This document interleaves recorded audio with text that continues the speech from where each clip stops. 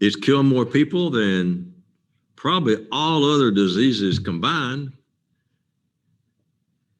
Do you remember any of the rough figures of what it did in Central and South America back in the 1500s from the conquistadors?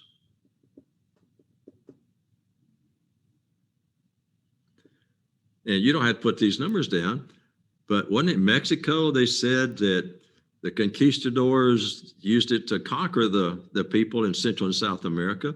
And the population of Mexico went from like 25 million, wasn't it, down to like 3 million or something, or maybe 6 million. It's to put hundreds of millions have died from it. You saw people with active cases of it. Describe it from what you saw. There were what? All over their body. Blisters that turned into just crusty lesions. So blisters / crusty lesions all over the body. And they said that it did the same thing to two body organs. It's to put that it did the same thing in the lungs and the intestines. And so death was from 3 different mechanisms. If the lungs look like that, obviously you died. If the intestines look like that, you died. Now the lesions on the skin didn't kill you, but they're all oozing. And back in that time period, before even antibiotics, massive infections.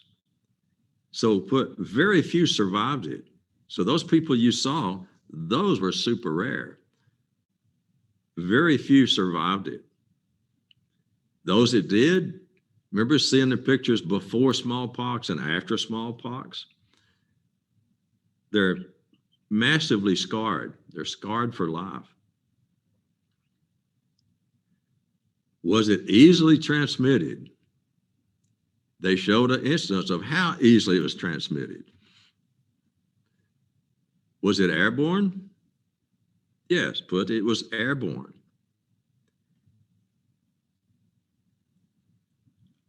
If you're upstairs and somebody has the flu downstairs, there's not much chance you're going to catch it upstairs. Same thing for COVID. You could be in the same building with somebody on a different floor and catch it. So it was airborne and very easy to catch. Now, go back and do a little history. But who developed the first vaccine for it and when? See if you can put both of those down without looking back.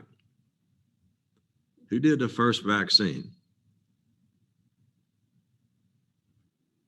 It was Jenner, 1796.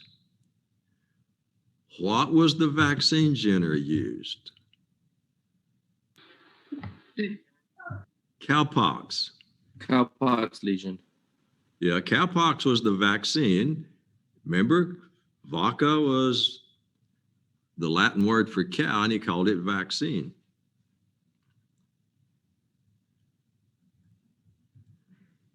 The virus for cowpox is Vaccinia, V-A-C-C-I-N-A, Vaccinia, V-A-C-C-I-N-I-A. I may have misspelled it. If I write it on the board, it's easier.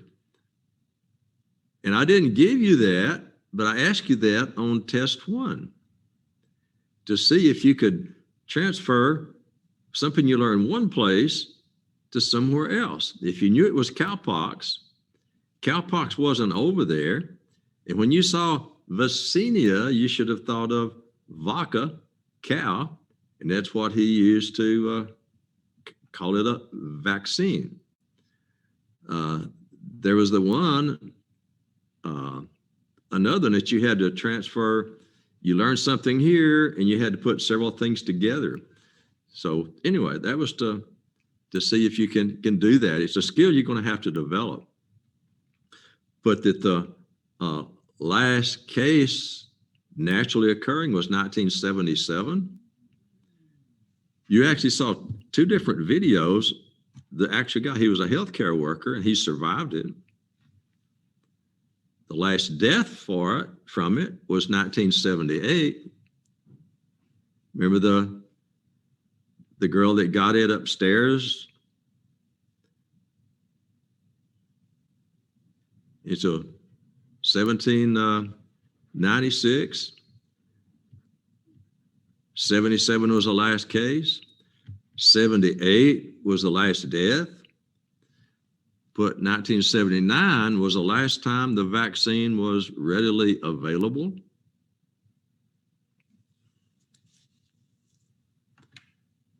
And in 1980, it was declared eradicated.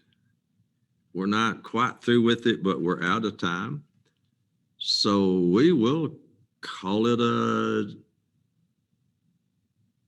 a morning. I'll see you at 12:15. But anybody has any questions, I'll stay on as long as I need to help you with anything. So if you've all had the test and you need any kind of help, stay on and we'll have what I used to call a pod session.